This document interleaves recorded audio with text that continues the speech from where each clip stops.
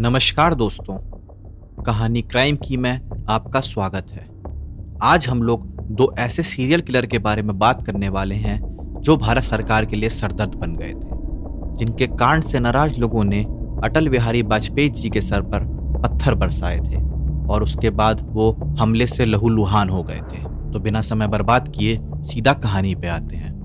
बात 1975 के आसपास की है। कुलजीत सिंह उर्फ रंगा खुद पहले ट्रक ड्राइवर था।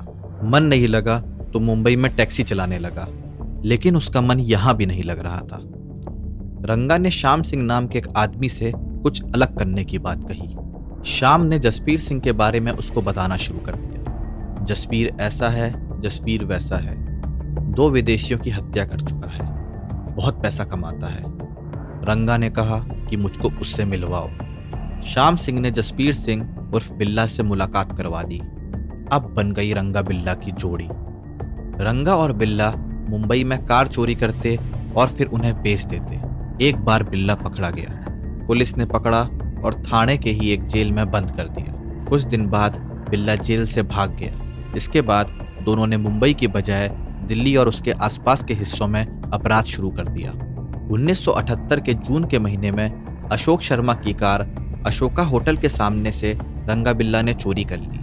इस गाड़ी में उन्होंने सबसे बड़ा अपराध अंजाम दे दिया। नौसेना के अधिकारी मदन सिंह चोपड़ा धौला कुआं के अफसर कॉलोनी में रहते थे।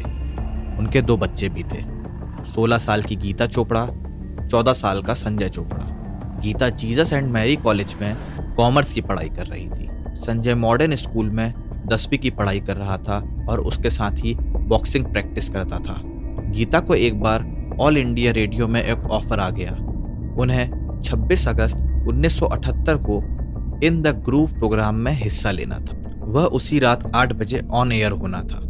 प्रोग्राम में भाग गीता को लेना था, लेकिन उसका भाई भी उसके साथ चलने के लिए तैयार हो गया। दोनों घर से निकले तो कॉलोनी के ही एक व्यक्ति ने लिफ्ट दे दी और गोल डाक खाना छोड़ दिया। यहाँ से आकाशवाणी केंद्र पास ही में था। गीता और संजय टैक्सी का इंतजार सड़क के किनारे खड़े होकर कर रहे थे।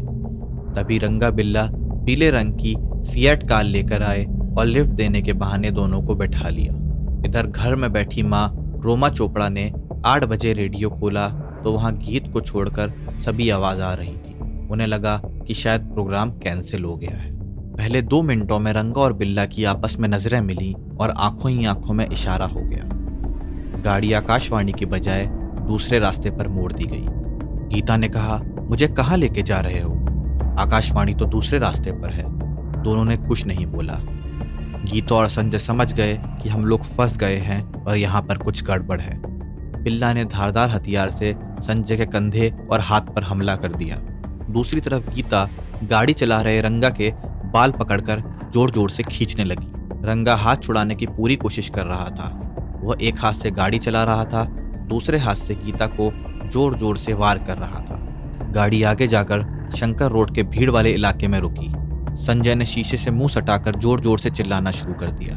संजय की आवाज भगवान दास ने सुनी। वह बंगला साहब गुरुद्वारे से नॉर्थ एवेन्यू की ओर स्कूटर से जा रहा था। बच्चों को चिल्लाते देखा तो उसने रोकने की कोशिश की। एक अन्य व्यक्ति गाड़ी से लटक गया, लेकिन रंगा ने गाड़ी नहीं रोकी। भगवान दास ने तुरंत पुलिस को सूचना दे दी। उन्होंने बताया कि गाड़ी में 2 बच्चे हैं और गाड़ी का नंबर है MRK 8930। DDA के जूनियर इंजीनियर इंद्रजीत ने भी उस गाड़ी को देखा। उन्होंने बताया कि लोहिया अस्पताल के पास गाड़ी तेज रफ्तार से गुजरी और कुछ आगे जाकर धीमी हुई तो मैंने देखा कि गाड़ी में 2 बच्चे चीख रहे हैं। मैंने गाड़ी रोकने की कोशिश की, लेकिन ड्राइवर सिग्नल तोड़ते हुए भाग गया। उन्होंने गाड़ी का नंबर HRK 8930 बताया। रंगा और बिल्ला गाड़ी भगाते हुए रिज इलाके में पहुंचे। यहाँ गाड़ी रोकी और सबसे पहले संजय की हत्या कर दी। इसके बाद दोनों ने मिलकर गीता के साथ रेप किया। रेप के बाद रंगा गीता को उसके भाई की लाश की तरफ ले जा रहा था, तभी पीछे से बिल्ला ने तलवार निकाली और गीता की भी गर्दन पर वार कर दिया। इसके बाद गीता की मौके पर मौत हो गई। उसकी लाश को उठाया और सड़क के किनारे फेंक कर भाग गए। 9 बजे पिता आकाशवाणी के कार्यालय पहुंचे। अंदर गए तो पता चला कि गीता और संजय यहाँ आए ही नहीं है। मदन चोपड़ा के होश उड़ गए। भागकर धौला कुआं थाने पहुंचे। पुलिस से शिकायत की। पुलिस के पास पहले ही 2 बच्चों की किडनैपिंग की शिकायत पहुंची थी। उस वक्त के एसएचओ गंगा स्वरूप ने कोई कार्रवाई नहीं की। चोपड़ा से थाने के ही हरभजन सिंह ने कह दिया कि यह मामला हमारे क्षेत्र का नहीं है, बल्कि मंदिर मार्ग पुलिस स्टेशन में आता है, इसलिए वहां शिकायत करें। मदन चोपड़ा के ही समर्थन में नौसेना के कई और अधिकारी थाने पहुंच गए। उसके बाद पुलिस ने किडनैपिंग का मामला दर्ज किया और तलाश शुरू की। करीब 140 पुलिस वालों ने 30 अलग अलग गाड़ियों से दिल्ली के अलग अलग हिस्सों में बच्चों को खोज रहे थे। जब कहीं नहीं मिले तो पुलिस ने जंगलों में जांच शुरू की। पूरा दिन पानी बरसा था, इसलिए अंधेरे में चलना मुश्किल हो रहा था। पुलिस नहीं खोज पाई। 27 अगस्त को हरियाणा और यूपी पुलिस ने भी जांच शुरू कर दी। उत्तराखंड, बिहार, मध्य प्रदेश के साथ राजस्थान की पुलिस भी गीता और संजय को खोजने में लग गई। हरियाणा पुलिस ने उस गाड़ी को खोजा जिसे सबसे पहले भगवान दास ने देखा था। ट्रांसपोर्ट विभाग ने बताया कि 8930 नंबर की गाड़ी मालिक रविंद्र गुप्ता की है, लेकिन वह गाड़ी फिएट नहीं थी। जो गाड़ी थी उसकी हालत इतनी खराब थी कि वो दिल्ली तक नहीं जा सकती थी। 29 अगस्त को एक चरवाहे को लाश दिखी। उसने पुलिस को सूचना दी। दिल्ली पुलिस तुरंत पहुंच गई। सड़क से महज 5 मीटर दूरी पर लाश को बाहर निकाला। आसपास सर्च शुरू किया तो 50 मीटर की दूरी पर एक और लाश मिली। पुलिस अधिकारी मदन चोपड़ा को लेकर वहां पहुंचे। मदन ने देखते ही पहचान लिया और उसके बाद वो अपने सिर पर हाथ रख के बैठ गए। उनके मुंह से आवाज तक नहीं निकल रही थी। पुलिस वालों ने संभाला। पोस्टमार्टम रिपोर्ट आई तो पता चला गीता के शरीर पर 5 और संजय के शरीर पर 21 गहरे घाव थे। लाश मिलने के बाद दिल्ली में हंगामा हो गया। लोकसभा के अंदर कांग्रेस के नेताओं ने जनता दल के खिलाफ हाय हाय के नारे लगाने शुरू कर दिए। उस वक्त के पीएम मोरारजी देसाई से इस्तीफे की मांग की गई। मोरारजी देसाई खुद पीड़ित के घर गए। उस वक्त के विदेश मंत्री अटल बिहारी वाजपेयी दिल्ली में प्रदर्शन कर रहे लोगों से मिलने पहुंचे तो किसी ने पत्थर उछाल दिया। पत्थर अटल जी के लगा और उनका कुर्ता खून से लाल हो गया। सरकार की किरकिरी हुई तो पुलिस को अलर्ट किया गया। 8 सितंबर 1978 को रंगा बिल्ला कालका मेल के उस डब्बे में चढ़ गए जिसमें सारे फौजी भरे हुए थे। उनसे सवाल जवाब किया तो धौंस दिखाने लगे, मगर आर्मी के ही एक अफसर AB शेट्टी ने पिछले दिनों इनकी फोटो अखबार में देखी थी। उन्होंने पहचान लिया। तुरंत पुलिस को सूचना दी और इनको गिरफ्तार कर लिया। रंगा और बिल्ला को गिरफ्तार करने के लिए स्टेशन पे करीब 100 पुलिसकर्मी सादी वर्दी में पहले से ही मौजूद थे। गिरफ्तारी के बाद केस बहुत तेजी से चला। पुलिस ने दोनों से अलग अलग पूछताछ की। DNA जांच हुई। सारे सबूत और DNA रंगा बिल्ला से मैच कर गए। सेशन कोर्ट ने उनको फांसी की सजा सुनाई। रंगा बिल्ला ने दिल्ली हाई कोर्ट में याचिका दायर की। 26 नवंबर 1989 को हाई कोर्ट ने भी फांसी की सजा बरकरार रखी।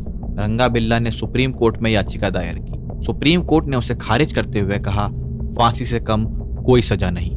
रंगा और बिल्ला के पास अब राष्ट्रपति को दया याचिका भेजने का विकल्प था। उन्होंने उस वक्त के राष्ट्रपति नीलम संजीव रेड्डी को याचिका भेज दी।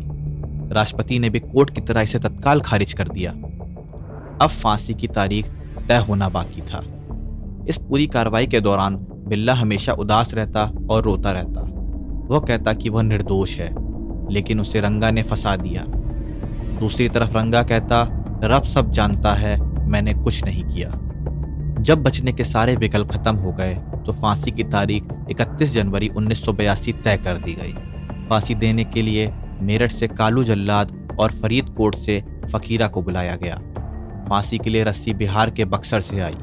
जेल के प्रशासन ने उस वक्त दोनों जल्लादों को 150 रुपए में ओल्ड मॉन्क शराब मंगाकर पिलाई। जेल की प्रशासन की माने तो पूरे होश में रहने वाला व्यक्ति किसी की जान नहीं ले सकता। तिहाड़ जेल प्रशासन ने दोनों को सुबह 5 बजे जगाया। रंगा नहाया, लेकिन बिल्ला ने नहाने से मना कर दिया। दोनों को फांसी के तख्त पर लाया गया। हाथ पीछे बांधा गया और चेहरे को काले कपड़े से बने थैले से ढक दिया गया। फांसी के तख्त पर पहुंचा रंगा ने जोर से नारा लगाया, जो बोले सो निहाल, सत श्री अकाल।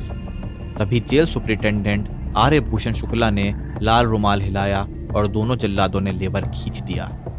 2 घंटे बाद भी जब डॉक्टरों ने चेक किया तो बिल्ला मर चुका था, लेकिन रंगा की नाड़ी चल रही थी क्योंकि उसने फांसी के वक्त सांस रोक ली थी। एक कर्मचारी फांसी के तख्त से नीचे उतरा और उसने रंगा के पैर खींचे। बिल्ला और रंगा के घर वालों ने अंतिम संस्कार के लिए लाश लेने से मना कर दिया। जेल प्रशासन ने अपनी तरफ से उनका अंतिम संस्कार किया और न्याय का चक्र पूरा हुआ। तो दोस्तों, ये थी दो खूंखार अपराधी रंगा और बिल्ला की कहानी।